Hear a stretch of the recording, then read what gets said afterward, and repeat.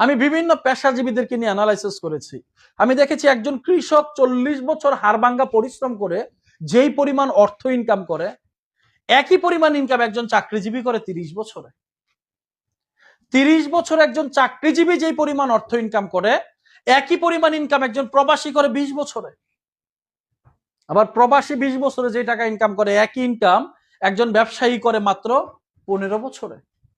একজন ব্যবসায়ী 15 বছরে যে টাকা ইনকাম করে, একই পরিমাণ ইনকাম একজন পেশাজীবী ডাক্তার, ইঞ্জিনিয়ার, অ্যাডভোকেট তারা করে মাত্র 10 বছরে।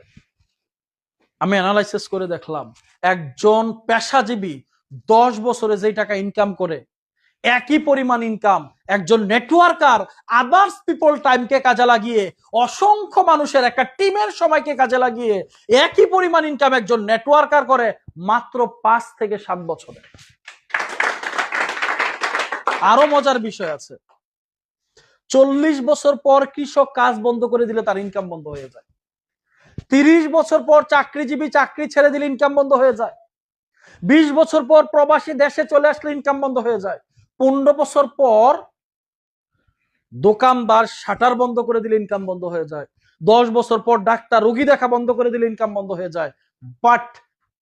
বাট একজন নেটওয়ার্কার 5 থেকে 7 বছর একই ইনকাম করে, 5 থেকে 7 বছর পর সে কাজ বন্ধ করে দিল, তার ইনকাম কখনো বন্ধ হয় না, কারণ তার টিম কাজ করতে থাকে, তার ইনকাম চলতে থাকে।